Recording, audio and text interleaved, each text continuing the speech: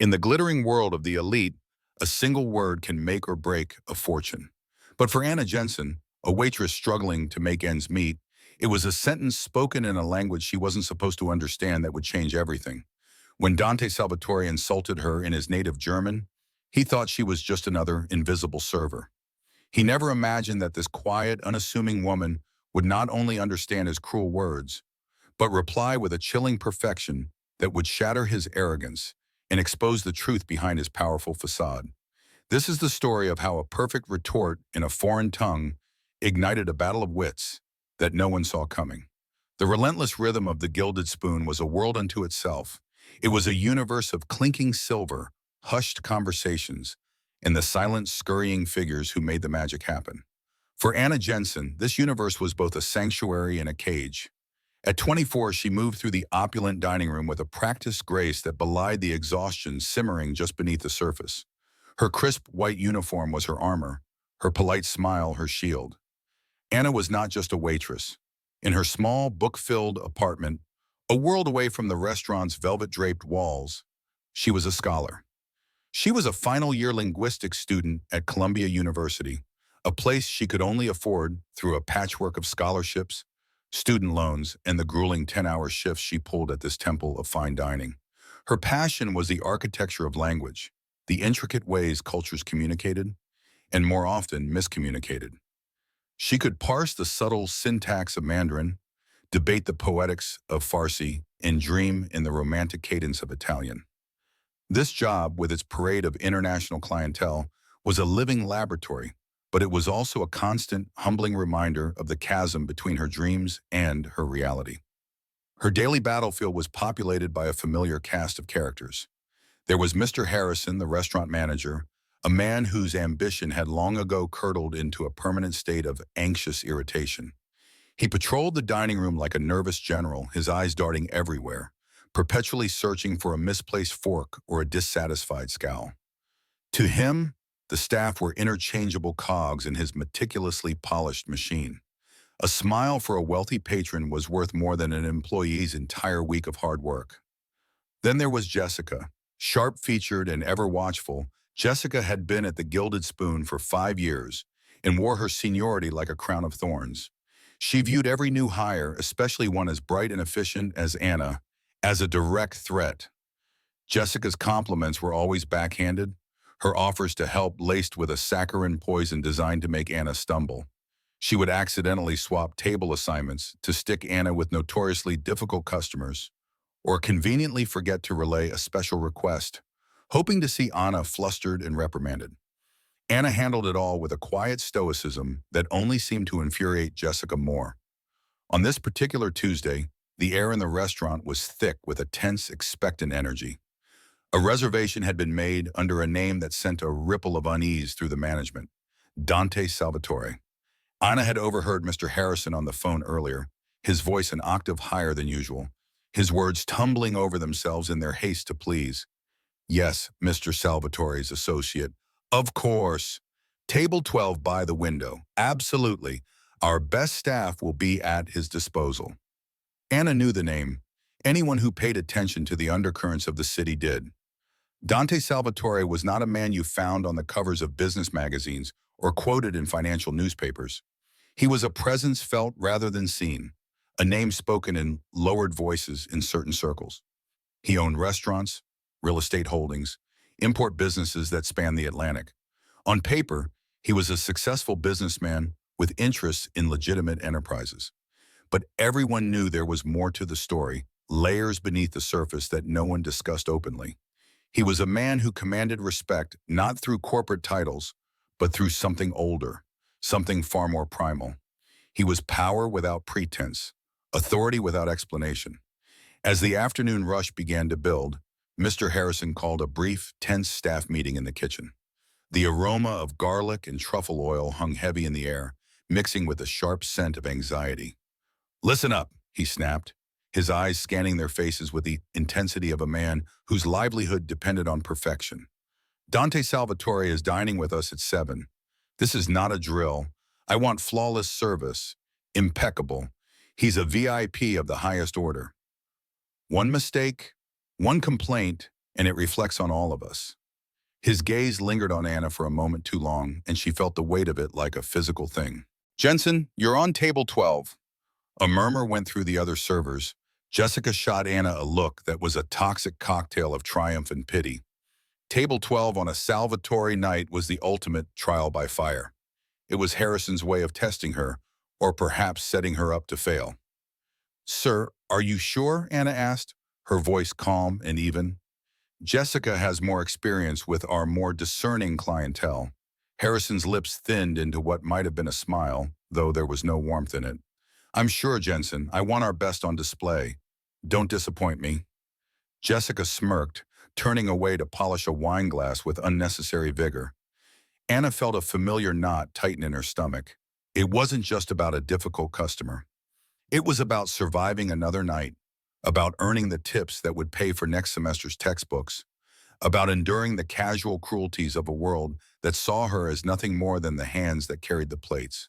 As she smoothed her apron and straightened her shoulders, she took a deep breath and prepared for the storm. The clock on the kitchen wall ticked ominously towards 7. At precisely 7 o'clock, a hush fell over the entrance of the Gilded Spoon.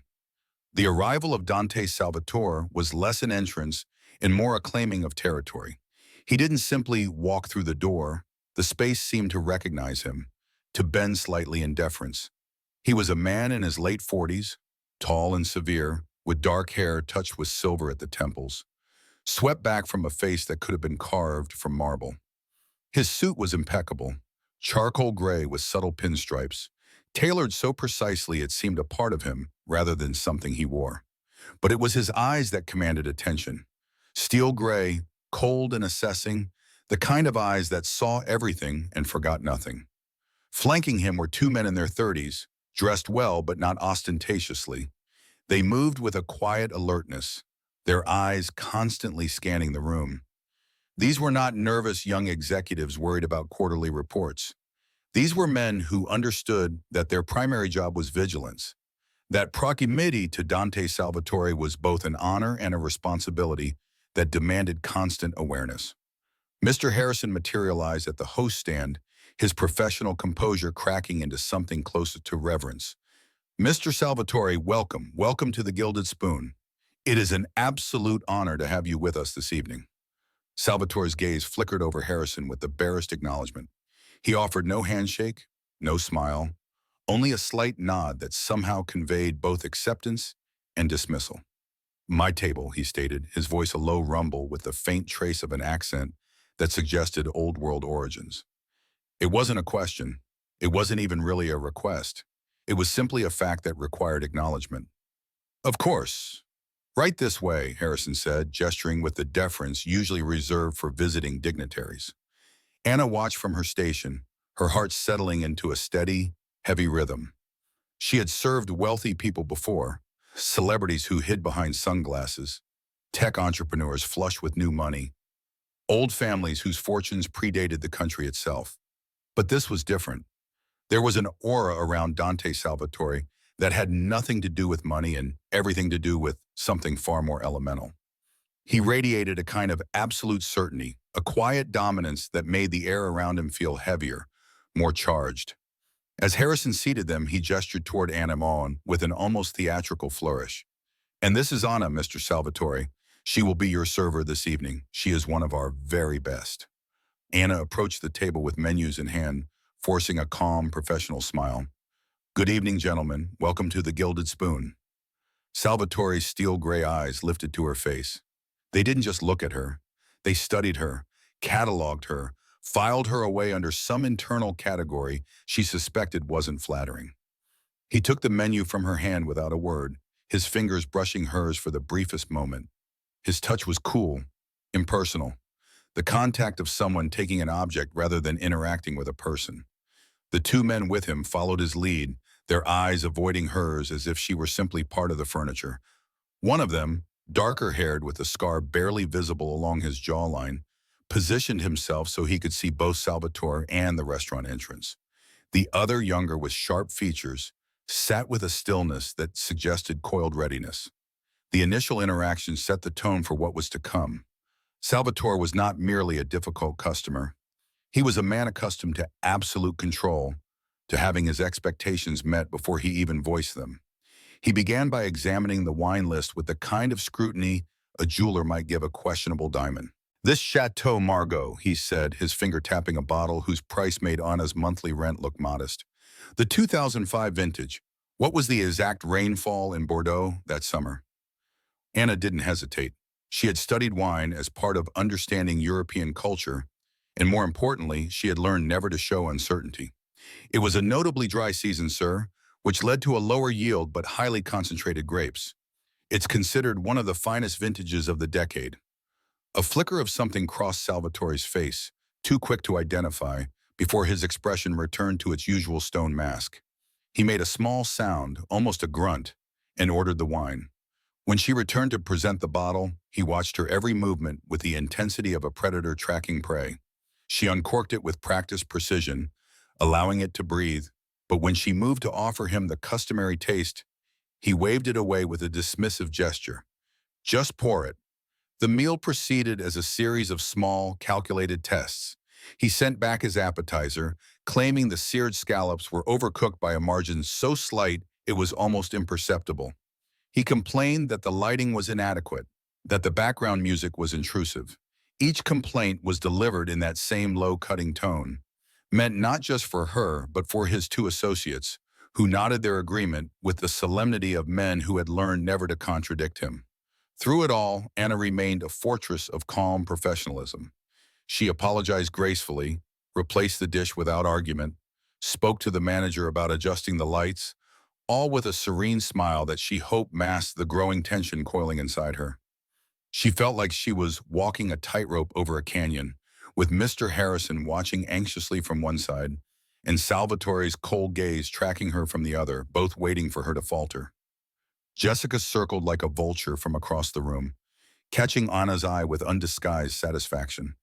She was enjoying this, reveling in watching Anna struggle under the weight of an impossible standard. The main courses had just been served.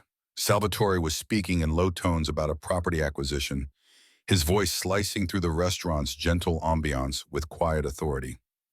Anna approached the table with a silver pitcher of iced water, her movements efficient and practiced. She moved to refill Salvatore's glass, a task she had performed thousands of times without incident. But at that exact moment, one of the associates, the younger one, gestured emphatically while agreeing with something Salvatore had said. His hand caught the edge of the table just slightly. It was a tiny, almost imperceptible jolt, but it was enough. A single small drop of water escaped the pitcher's spout, arced through the air, and landed silently on the sleeve of Dante Salvatore's immaculate gray suit jacket. The world seemed to stop. Salvatore froze, his hand halting midway to his mouth. He slowly lowered his fork, his movements deliberate and controlled. The two associates stared, their faces draining of color as they recognized the magnitude of what had just occurred. Across the dining room, Mr. Harrison, who had been watching the table like a nervous hawk, looked as though he had just witnessed a catastrophe. Anna's heart plunged. "I am so terribly sorry, sir," she began, her hand reaching for a fresh napkin. But Salvatore didn't even look at her. He held up one hand, a simple gesture that silenced her as effectively as a shout. His eyes remained fixed on the minuscule dark spot on his sleeve, regarding it with the kind of attention one might give a mortal insult. Then, with a sigh that seemed to contain layers of profound disgust and weary resignation, he turned to his two associates. Believing himself safely cloaked in the ignorance of an American waitress, he switched to his native German. The words that came out were not just critical, they were dripping with contemptuous disdain, each syllable designed to cut and diminish. What he said, in perfect German, was, "Look at this clumsy girl. They hire these pretty, empty-headed children and call it service. She probably has the intelligence of a garden gnome. All she is good for is standing there and looking decorative, utterly incompetent." His associates, understanding that their work was to validate whatever their boss said, forced out nervous chuckles. They looked at Anna with a new layer of pitying contempt, secure in their shared secret, their whispered language, a wall that separated them from the common world around them. They had no idea that for Anna, it wasn't a secret at all. Every single hateful word had landed not on deaf ears, but in a mind that understood their structure, their nuance, and their brutal intent with perfect, devastating clarity. The shield of her professionalism finally cracked, not with a dramatic gesture or a raised voice, but with a sudden chilling silence. The German words hung in the air, invisible to everyone else in the vicinity, to the nervous associates, to the hovering Mr. Harrison, to a nearby couple pretending not to notice the tension. It was just the murmur of a foreign tongue, the sound of a powerful man expressing his displeasure. But for Anna, the world had tilted on its axis. The insult was not a general complaint about service. It was a deeply personal assault on her intelligence, on her worth as a human being. Pretty, empty-headed child, the intelligence of a garden gnome, utterly incompetent. Each phrase was a precision-guided missile designed to obliterate her dignity, launched with the smug certainty that she would deaf to their meaning. For a long moment, she did nothing. She simply stood there, the water pitcher still in her hand, her face a carefully constructed mask of neutrality. Inside, a storm was raging. It was the familiar sting of being underestimated, of being judged by her uniform and her smile, while the part of her she valued most, her mind, was dismissed as non-existent.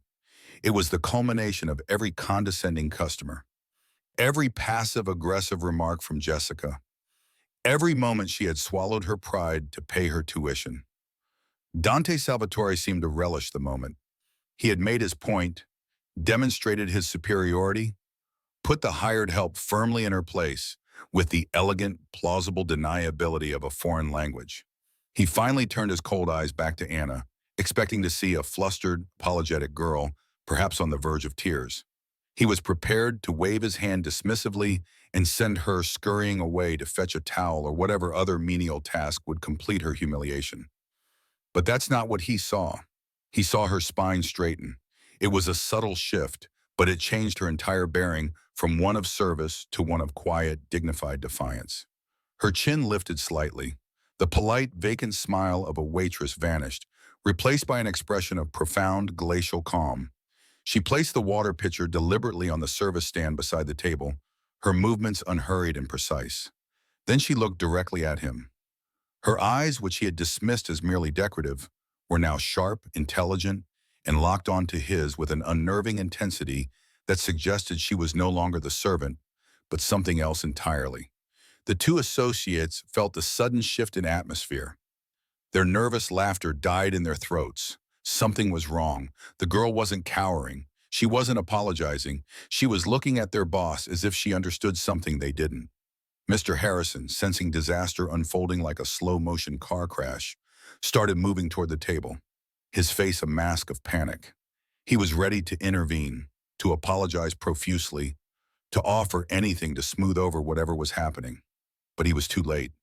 The silence had stretched just long enough to become charged, uncomfortable, a living thing that pressed against the ears of everyone nearby. It was Anna who finally broke it. When she spoke, her voice was not loud, but it cut through the dining room's ambient noise with the clarity of a bell struck in a cathedral. She addressed Dante Salvatore directly, and she did not speak in English. She spoke in perfect, formal, academic German. The accent was flawless, the diction crisp and precise, the German of a Heidelberg lecture hall, not a Berlin street corner.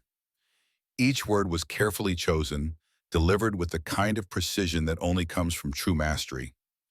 In English, what she said was, "Sir, your assumption that my role in this establishment correlates with a lack of intelligence is as flawed as your grasp of the dative case grammar. The correct phrasing would not have been what you said, but rather a more proper construction. But perhaps one should not expect linguistic precision from a man whose character is so clearly incompetent." She delivered the words without a trace of anger or hysteria. Her tone was cool, factual, utterly devastating. She had not only understood his insult, she had dissected it like a professor correcting a student's error, pointed out his grammatical mistake, and then turned his own word, incompetent, back on him like a perfectly aimed dagger. The effect was instantaneous and absolute. Dante Salvatore's face, which had been a mask of arrogant certainty, seemed to shatter. His mouth fell slightly open. The blood drained from his face, leaving behind a pallid, waxy sheen. His steel gray eyes, for the first time anyone in that room had likely ever seen, showed not dominance but pure, unadulterated shock. It was the look of a chess master who had just been checkmated by a pawn he hadn't even noticed was on the board. The two associates stared, their jaws slack, their minds struggling to process the impossible reality unfolding before them. This waitress, this American girl in a simple white uniform, had just intellectually dismantled one of the most feared men in the city in his own language, with surgical precision. From across the room, Jessica's jaw dropped, the wine glass in her hand frozen mid-polish. Even Mr. Harrison, who had been power-walking toward the table in full crisis mode, skidded to a halt a few feet away, his mind reeling. He didn't understand German, but he understood the universal language of a powerful man being rendered completely speechless. The silence that followed was no longer just uncomfortable. It was a vacuum, pulling in the attention of surrounding tables. The gentle clink of cutlery stopped. Hushed conversations faded into nothing. In that moment, in the opulent heart of the Gilded Spoon, a waitress in a simple white uniform held the entire room, and one very dangerous man's unraveling composure in the palm of her hand. The tableau held for what felt like an eternity measured in heartbeats. Dante Salvatore, a man who commanded respect through presence alone, a man who had built an empire on the foundation of absolute control, was frozen. His face had become a canvas of disbelief, each feature etched with the shock of having his world suddenly, violently reordered. His first instinct was rage. A dark flush began to creep up his neck, a storm gathering behind those steel gray eyes. How dare she? How dare this girl, this nobody, speak to him this way? But the rage was immediately checked by a more powerful, more unfamiliar emotion: humiliation. He had been exposed. His casual cruelty, spoken under what he believed was an impenetrable cloak of linguistic invisibility, had been laid bare not just for him, but for his men to witness. He had tried to assert dominance, only to discover his prey had sharper teeth than he'd imagined. The two associates were in a state of quiet panic. Their world operated on clear hierarchies and unspoken rules, primary among them being that Dante Salvatore was never contradicted, never challenged, never embarrassed. They had laughed at his insult, making them complicit in this disaster. Now they were caught in the crossfire, watching their boss, a man they had seen face down threats without flinching, rendered speechless by a woman serving tables. One of them, the younger associate named Thomas, swallowed hard, his Adam's apple bobbing visibly. The other, the dark-haired man with the scar, simply stared at Anna, as if she had revealed herself to be something mythical and dangerous. It was Mr. Harrison who finally broke the spell, rushing forward with his face slick with a nervous sweat. "Mr. Salvatore, I am so sorry. I don't know what she said, but I can assure you this is not the standard of the Gilded Spoon. This is completely unacceptable. Jensen, you are—" "Quiet." The word from Salvatore was in English, a whip crack of sound that silenced Harrison as effectively as a hand over his mouth. Salvatore's eyes had not left Anna's face. The shock was slowly receding, being replaced by something else, something harder to define. Grudging curiosity, perhaps, or the dangerous fascination of a predator encountering prey that had just drawn blood. He leaned forward slightly, his voice low and intense. He switched back to German, the language of their confrontation, as if English was now insufficient for what needed to be said. "Who are you?" Anna met his gaze without flinching. She replied in the same flawless German, her voice steady. "My name is Anna Jensen. I am your server." The simplicity of her answer was another blow. She wasn't grandstanding. She wasn't gloating. She was stating a fact, refusing to let him redefine her while simultaneously not denying the reality of her position. It was a masterclass in maintaining dignity under impossible circumstances. "That is not what I asked," Salvatore pressed, his voice taut with a controlled intensity. "Where did you learn to speak my language like a native? Not just speak it. Understand it with that kind of precision." He was testing her again, probing for a weakness in this inexplicable armor she had suddenly revealed. He expected an answer like a few college classes, Or perhaps my grandmother was German, something that would diminish what had just happened, make it less impressive, less threatening. Anna took a quiet breath before responding, her German still perfect. I spent a year on a full academic scholarship at Heidelberg University, studying comparative linguistics and Germanic philology. My thesis was on the socio-linguistic impact of dialectical variations in post-reunification Germany. Her answer was a tactical masterstroke. It wasn't just a statement of fact. It was a credential, presented with the same quiet authority he used when making his pronouncements. Heidelberg, philology, thesis. These were words from a world of intellect, precision, and rigorous scholarship. She had just laid her qualifications on the table, and they were, in their own way, as impressive as any business empire. Salvatore leaned back in his chair as if physically pushed by the weight of her words. Heidelberg, he knew it well. Germany's most prestigious university, a cradle of intellectual excellence that had produced philosophers, scientists, and scholars for centuries. He had just insulted a Heidelberg scholar, dismissing her as an empty-headed child fit only for decoration. The irony was so profound it was almost suffocating. One of the associates, the one named Thomas, cleared his throat nervously and spoke to Salvatore in German. "Sir, perhaps we should just... The meal is getting cold." Salvatore shot him a look that could have frozen fire, his voice dropping to a dangerous whisper. "Be silent, Thomas. You laughed like a fool. You are just as much of an idiot as I was." Thomas visibly shrank in his seat, his face turning a blotchy red. The other associate found something fascinating to study on his plate. The man who called himself Dante Salvatore turned his full attention back to Anna. The game had changed entirely. This was no longer about a spilled drop of water or a rude comment overheard. This was something else, a recognition of an unexpected variable in what he had thought was a controlled environment. For the first time in a very long time, he was genuinely intrigued. This young woman possessed a rare combination of qualities: intelligence, composure, and genuine courage. She hadn't just defended herself. She had counterattacked with surgical precision, using his own weapon against him. Such qualities were rare. In his world, such qualities were valuable. He looked at her, truly looked at her for the first time.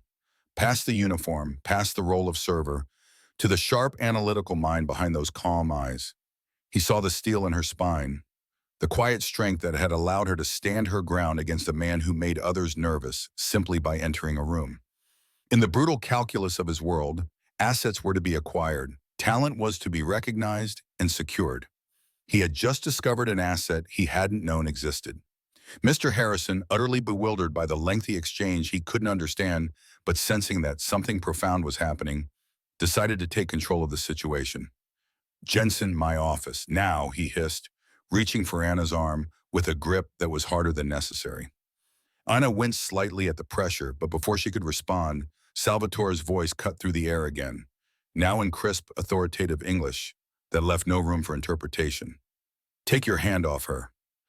Harrison froze, his hand dropping from Anna's arm as if it had been burned by hot metal. "She is not going anywhere," Salvatore continued, his gaze unwavering, his tone brooking no argument. "In fact, I believe Miss Jensen and I have something to discuss." He gestured to the empty chair at his table, the one Thomas had just vacated. "Please," he said to Anna, the words sounding almost foreign on his tongue, as if invitations were not something he typically extended. "Sit down." The invitation, or rather the command disguised as an invitation, sent a new wave of shock through the room. A man like Dante Salvatore asking a waitress to join him at his table. The entire social order of the Gilded Spoon had been turned on its head in the span of 5 minutes. Anna stood there, caught between her fuming manager and the most formidable man she had ever encountered. The architect of her humiliation now offering her a seat at his table as if she were an equal. The fallout from this moment was just beginning. The invitation to sit was so contrary to every rule and hierarchy of the restaurant that for a moment no one moved. Anna looked at the offered chair, then at Dante Salvatore's unreadable face. Her mind raced through possibilities. Was this another test? A trap? A more elaborate way to humiliate her in front of an audience? Mr. Harrison found his voice, sputtering with confusion and protocol. Mr. Salvatore, that is highly irregular. She's on duty. Staff are not permitted to. She is on duty for me. Salvatore cut him off without even glancing in his direction. And I am now conducting a private conversation. I trust my privacy will be respected. His eyes shifted to his two associates who were still frozen at the table. Enzo, Thomas, go wait by the bar. Take your time. The two men, grateful for the escape from the tension, scrambled from their chairs and retreated toward the bar, leaving a charged vacuum at the table. Salvatore's eyes returned to Anna, waiting. Every instinct Anna had, every lesson learned in customer service, screamed at her to decline, to maintain the professional distance that was her only protection in this world. But a stronger, more defiant impulse took over. He had started this confrontation. He had dragged her into this bizarre situation with his cruelty. She would see it through on her own terms. With a quiet grace that belied the turmoil churning inside her, Anna pulled out the chair and sat down, her back straight, her hands folded calmly on the table before her. She met his gaze levelly, refusing to be the first to look away. Across the dining room, Jessica watched with her mouth agape, her carefully constructed worldview crumbling. This was not how the story was supposed to unfold. Anna was supposed to be fired, humiliated, sent home in tears. Instead, she was sitting at table 12 opposite Dante Salvatore as if she belonged there. A venomous jealousy, sharp and hot, flooded Jessica's chest. For several moments, Salvatore simply studied Anna in silence. When he finally spoke, his English was precise, his accent adding weight to each word. "You are not what you appear to be, Miss Jensen." "Most people aren't, Mr. Salvatore," she replied, her voice even and controlled. A ghost of a smile touched his lips, though it didn't reach his eyes. "Touché." He paused, considering his next words carefully. "Your German is more than fluent. It is academic, precise. Why are you working here, serving overpriced meals to people like me?" It was the question she had asked herself 1,000 times, usually at 3 in the morning when sleep wouldn't come, and the weight of her choices pressed down on her chest. She decided on the simple truth. Because Heidelberg scholarships don't pay for New York rent or Columbia tuition. This is honest work that pays the bills. She said the words with a quiet dignity that was in itself a rebuke to his earlier insult, a reminder that there was no shame in the work she did, only in how people like him chose to view it. "Honor does not pay for opportunity," he countered, dismissing the sentiment with a slight wave of his hand. "Intelligence does. Courage does. You displayed both tonight. Those are commodities I understand, and they are commodities I value." Anna remained silent, waiting. She had learned that powerful men like to hear themselves talk, to build to their point in their own time. Salvatore leaned forward slightly, his intensity creating a palpable pressure in the air between them. "My organization is finalizing a significant expansion into the West Coast. Real estate acquisitions, import arrangements, partnerships with European interests. The details are complex, and the cultural barriers are substantial. My people here are competent, but they lack nuance. They see the words on a contract, but they don't understand the intentions behind them. My European associates are equally limited in their understanding of American business culture." He paused, his steel gray eyes never leaving her face. "I need a bridge, not just someone who can translate words from one language to another. I have people who can do that. I need someone who understands the psychology of both cultures, someone who can read the subtext in a negotiation, who can tell me when a yes really means no, and when a polite smile is masking a deep reservation. I need an interpreter of culture, not just language." The implication hung in the air between them. Anna's heart began to beat faster, harder. She understood exactly where this was leading, but it seemed too surreal to be possible. "I am offering you a position," he said, the words dropping like stones into still water. "You would work directly with my organization as a consultant and cultural liaison. The position is based in New York initially, with travel as required. The compensation would be $180,000 per year, plus a signing bonus." Anna felt the air leave her lungs. $180,000.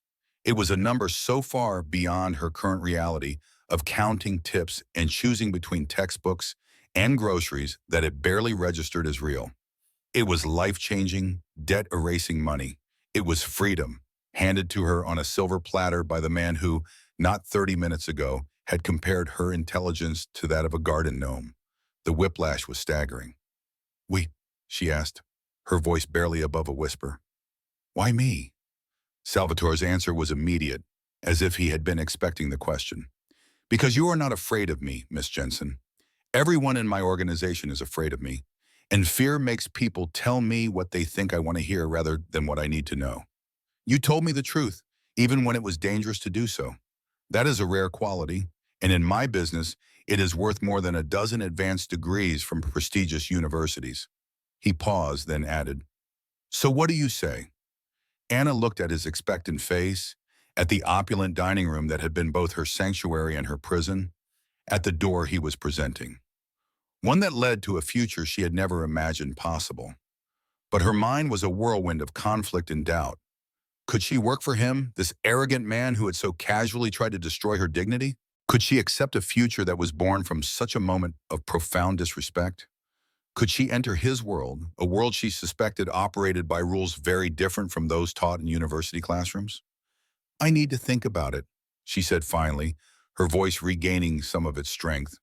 It was not the immediate, grateful acceptance he had likely expected, and she saw the flicker of surprise in his eyes. Salvatore nodded slowly, a hint of respect crossing his features. Her hesitation intrigued him more than immediate acceptance would have. "Very well. Be at this address tomorrow morning at 9 o'clock. He reached into his jacket and withdrew a business card, placing it on the table between them. The card was simple, elegant, embossed with minimal information. "We will discuss the details. Do not be late." With that, he stood in one fluid motion. He pulled out his wallet, thick with bills, and placed several $100 notes on the table, far more than enough to cover the meal and then some. Without another word, without a backward glance, he walked out of the restaurant, his two associates materializing from the bar to fall into step behind him. Anna sat in a daze, the business card feeling both weightless and impossibly heavy in her hand. The entire restaurant was staring at her. Mr. Harrison looked like he was about to have a complete breakdown, his face cycling through shades of red and white as he tried to process what had just happened. But the most dangerous glare was coming from Jessica, whose eyes were filled with pure, undiluted venom. As Anna finally stood and walked back toward the staff area, Jessica cornered her by the kitchen doors, her voice dropping to a hiss. "So, what was that all about? Did you offer him something that wasn't on the menu?" The insinuation was vile, designed to cut and demean, but Anna was too emotionally exhausted to rise to the bait. "It was a misunderstanding, Jessica, that's all." "A misunderstanding that gets you a private meeting and a business card?" Jessica scoffed, her eyes narrowing to slits. "I don't know what you did, but I'm not going to let some little college girl come in here and get special treatment. I've worked here for 5 years. I've earned my place." Over the next 2 hours, as Anna tried to finish her shift, the sabotage escalated. A tray of drinks she was carrying was subtly jostled by Jessica, accidentally bumping into her, causing glasses to spill across the floor. A food order she had carefully placed was mysteriously lost, making her table wait 40 minutes and earning her a sharp reprimand from Harrison. Jessica began whispering to the other staff members, casting suspicious glances at Anna, planting seeds of rumor and resentment that would take root and grow. Anna realized with a sinking clarity that even if she turned down Salvatore's offer, her life at the Gilded Spoon was over. Jessica, fueled by corrosive envy and wounded pride, would make every remaining shift a living nightmare. The world she had known, the cage that had also been her fragile sanctuary, was already beginning to crumble around her. The choice was no longer just about accepting a job offer. It was about escaping a situation that had suddenly become toxic and untenable. The path forward was terrifying, filled with unknowns and potential dangers. But the path back was now blocked by flames of Jessica's making. The walk home from the Gilded Spoon felt like a journey through a dream, or perhaps a nightmare she couldn't quite wake from. The familiar New York City streets, the blare of horns, The chatter of late-night crowds, the scent of street vendor hot dogs and pretzels, were all a muted backdrop to the roaring chaos in Anna's mind. In her pocket, Dante Salvatore's business card felt less like paper and more like a loaded gun, dangerous and full of potential in equal measure. She pulled it out under a street lamp, studying the embossed lettering, Dante Salvatore, a phone number, an address in Lower Manhattan. Nothing else, no company name, no title, just the name and the implicit understanding that it was all that was needed. Her apartment was a tiny fourth-floor walk-up in a building that had seen better decades. Her sanctuary was filled with towers of books on linguistics, history, poetry, and philosophy. Shelves she had built herself lined every wall, sagging slightly under the weight of knowledge she had accumulated. It was a space that was entirely hers, paid for by aching feet and forced smiles and the constant calculation of every dollar spent.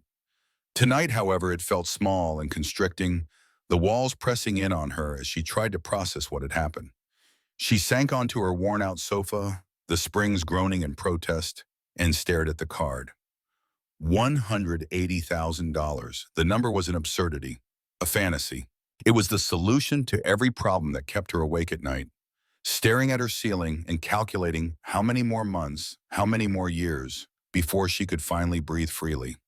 It meant an end to the student loans that hung over her future like a guillotine blade, slowly descending. It meant no more choosing between buying a required textbook and eating properly for a week.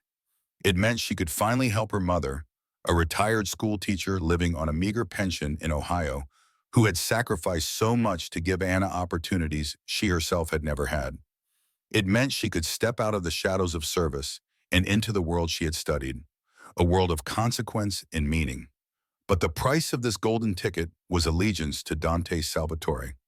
She replayed the scene in her mind, each German word echoing with perfect clarity. Clumsy girl, empty-headed, the intelligence of a garden gnome, incompetent. He hadn't just insulted her. He had reveled in it, used his power and his language to dehumanize her for sport, to entertain his subordinates and reinforce his own sense of superiority. Could she work for a man like that? Could she sit in meetings with him, assist him, contribute to his success, knowing the foundation of their relationship was his casual cruelty? To accept his offer felt like a form of complicity, a tacit endorsement of his behavior. It felt like selling a piece of her soul for a comfortable salary. Her phone buzzed, breaking through her spiraling thoughts. A text from her mother. Just checking in, sweetie. Hope you had a good shift. Love you. Anna's eyes welled with tears that she refused to let fall. Her mother had sacrificed so much, working 2 jobs for years to ensure Anna had the best education possible, to give her daughter chances she herself had never been offered. It was her mother who had nurtured Anna's love for languages, buying her used German and French storybooks from thrift stores, encouraging her curiosity even when money was impossibly tight. This job offer wasn't just about Anna's own future. It was a chance to repay that lifetime of devotion, to finally give something back. How could she turn her back on that opportunity because of wounded pride? The conflict tore at her, pulling her in opposite directions. One path offered integrity and continued struggle. The other offered a brilliant future paved with moral compromise. Her phone buzzed again. A text from Leo, a kind busboy who worked the evening shift. Hey, you okay? Jessica is telling everyone you got a customer's number and Harrison is losing his mind. Just watch your back tomorrow. Anna's heart sank. Jessica wasn't just whispering. She was constructing a narrative, a false and ugly story that would taint Anna's reputation long after the truth had faded from memory. The sabotage was escalating into something more vicious. It confirmed what she already knew in her gut. Her time at the restaurant was over, one way or another. She couldn't return to that environment. The illusion of it being a safe workplace had been shattered completely. She stood and walked to her desk, pushing aside a stack of papers on Chomsky's theory of universal grammar. She opened her laptop and began to research, diving deep into the world of Dante Salvatore. What she found was a study in contradictions.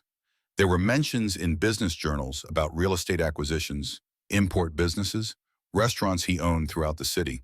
But there were also carefully worded articles that hinted at things unspoken, at connections and influences that existed in the shadows. He was described in various pieces as a businessman with old-world sensibilities, a man who valued loyalty and discretion, someone who handled his affairs privately and expected others to do the same. He wasn't a simple villain from a movie. He was complex, contradictory, and undeniably powerful. And he was offering her a seat at his table, metaphorically speaking. Anna thought about her studies. Linguistics wasn't just about grammar and vocabulary. It was about understanding how meaning is shaped by context, by power dynamics, by perception and intention. It was about navigating the complex space between what is said and what is meant. The job Salvatore was offering was, in many ways, the ultimate application of everything she had ever learned. It would be the supreme test of her skills. A new feeling began to crystallize, pushing through the fear and indignation. A spark of defiance, hot and bright. Why should she be the one to retreat? Salvatore had underestimated her once, had tried to diminish her with his cruel words. Perhaps the best way to answer that insult wasn't to walk away with her dignity intact, but to step into his world and prove him wrong every single day. She wouldn't just be his translator. She would be a constant, living reminder of his misjudgment. She wouldn't be his subordinate cowering in fear. She would be his intellectual equal, a professional who commanded respect not because he granted it, but because she earned it through her competence and her refusal to be diminished. The decision settled over her not with a feeling of joy or relief, but with a quiet, steely resolve. She would go to that meeting. She would accept the job, but she would do it on her own terms. She would set boundaries. She would not become one of his nervous associates, looking over their shoulders and laughing at jokes that weren't funny. She would be Anna Jensen, scholar, linguist, consultant. Her value was not something he was giving her with a salary. It was something she was bringing to his organization. She spent the next hour drafting a professional email to Mr. Harrison, a simple resignation letter effective immediately. She cited an unexpected career opportunity that she couldn't pass up. She did not mention Dante Salvatore. She would not give Jessica the satisfaction of knowing the truth. Let them believe whatever they wanted. She was already gone in spirit. The formality was just paperwork. As dawn broke over the city, painting the New York skyline in shades of gray and rose gold, Anna showered and chose her outfit with the careful deliberation of a general preparing for a crucial battle. She didn't have a corporate wardrobe, but she had a simple, well-fitting black dress that conveyed professionalism, a classic blazer she had found at a thrift store and had tailored to fit perfectly, and low, sensible heels that allowed her to move with confidence. She pulled her hair back into a sleek, professional bun, not a strand out of place. Looking in the mirror, she no longer saw the exhausted waitress from the previous night. She saw a woman standing at a crossroads, consciously choosing the more difficult, more dangerous, but infinitely more promising path. She was terrified. Her hands trembled slightly as she picked up her portfolio. But she was ready. She picked up Dante Salvatore's business card from her desk, slipped it into her bag, and walked out the door, leaving her old life behind with each step down the stairs. The address on Salvatore's card led Anna to a building in Lower Manhattan that exuded old-world elegance and quiet power. It wasn't a gleaming glass tower scraping the sky. It was a historic structure of weathered stone and iron, the kind of building that had stood for a century and would stand for another, indifferent to the passing trends of modern architecture. The lobby was intimate rather than cavernous, with dark wood paneling, brass fixtures that gleamed with regular care, and a marble floor worn smooth by decades of footsteps. The air smelled faintly of leather and old paper, mixed with something else, perhaps cigars or expensive cologne.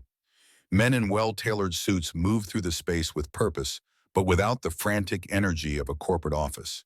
These were people who understood that power didn't need to announce itself. Anna approached the front desk where a man in his 50s with silver hair and watchful eyes looked up from whatever he was reading. "Anna Jensen," she said, her voice steady. "I have an appointment with Mr. Salvatore at 9 o'clock. The man studied her for a moment, his expression giving nothing away, then picked up a phone and spoke quietly into it. After a brief pause, he nodded and replaced the receiver. "Fifth floor, take the elevator on your left. Someone will meet you." The elevator was old, with brass gates and polished wood paneling, operated by buttons that required a deliberate press. As it rose with a quiet mechanical hum, Anna took several deep breaths, centering herself. She was not here as a supplicant begging for a job. She was here as a professional entering into a negotiation. The distinction was crucial. The fifth floor opened directly into a reception area that was both elegant and understated.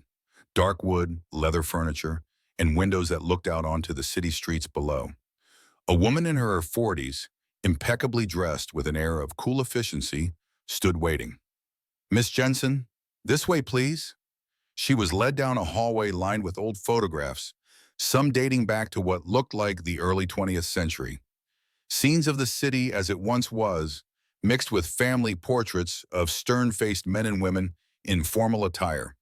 The message was clear. This organization, whatever it was, had roots that ran deep. They stopped before a set of heavy wooden doors. The woman knocked once, then opened them without waiting for a response. "Mr. Salvatore, Miss Jensen is here." Anna stepped into an office that was unlike anything she had expected.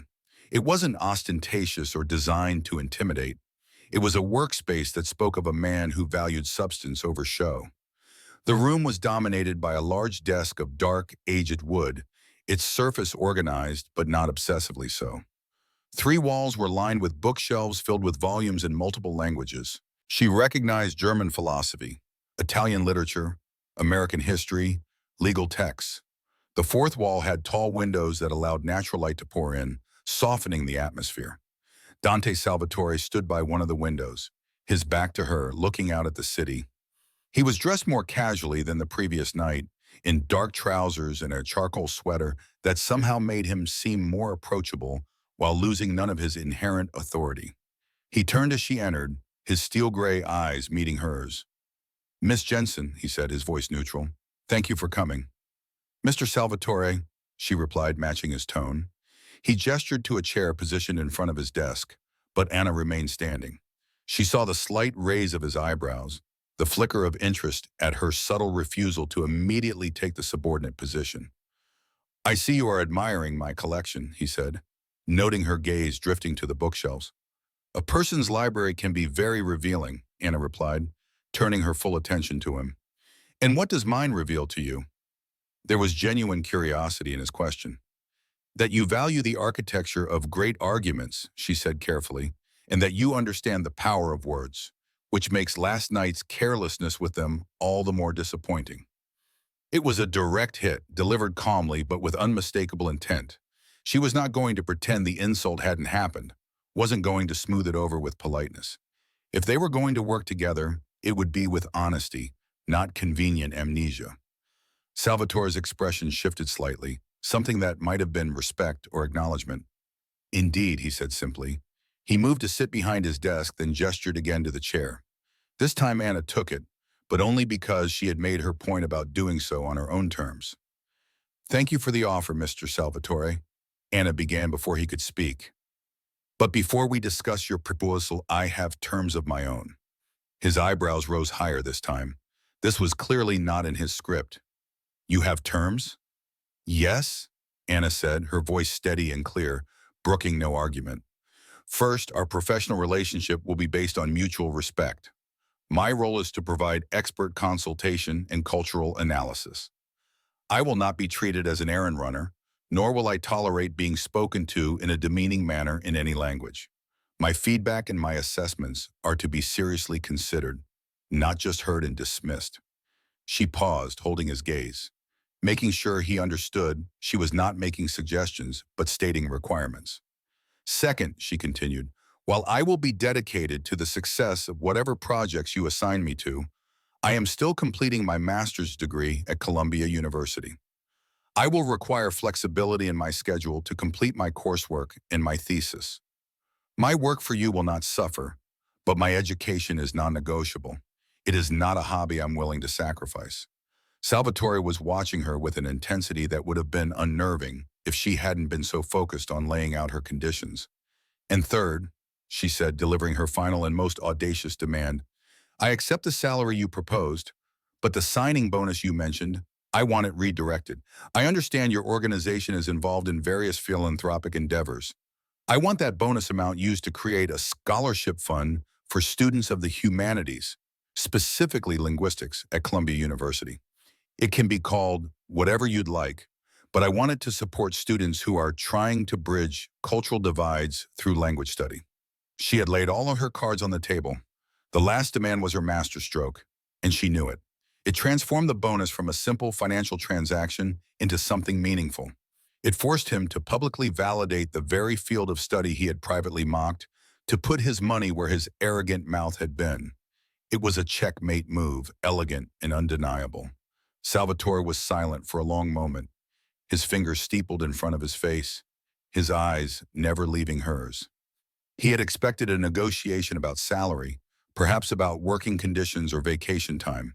He had not expected to be lectured on respect and challenged to create a philanthropic legacy.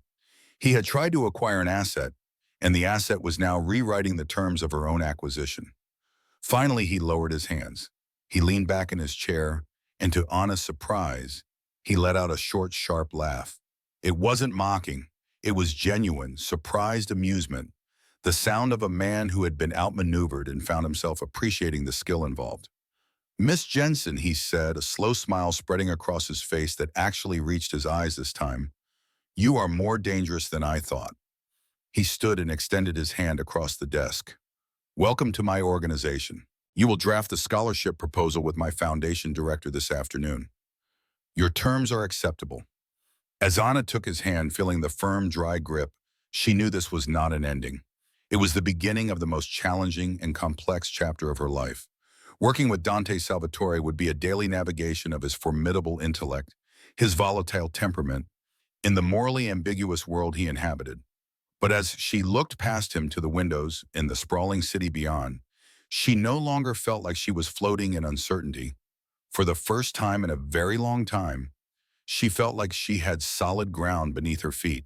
She had walked into the lion's den armed with nothing but her intelligence and her courage, and not only had she survived, she had emerged with the lion's respect. The waitress was gone. In her place stood a woman who knew her worth in every language, who refused to be diminished by anyone, and who had just negotiated her way into a future she had barely dared to imagine. That single moment of defiance, born from cruel words and unexpected fluency, didn't just change Anna's job. It changed her entire destiny. Her story is a powerful reminder that our true value is not defined by the uniform we wear or the work we do, but by the strength of our character and the depth of our intellect. Dante Salvatore thought he was putting a lowly waitress in her place, but instead he discovered the one person who could stand up to him and command his respect. It proves that sometimes the quietest voices hold the most powerful words. And true strength isn't about shouting the loudest, but about knowing exactly when and how to speak your truth. Anna Jensen had spoken hers, and in doing so had transformed not just her own life, but perhaps, in some small way, the perspective of a man who thought he had seen in everything. The future stretched before her, unknown and challenging, but for the first time it was hers to shape.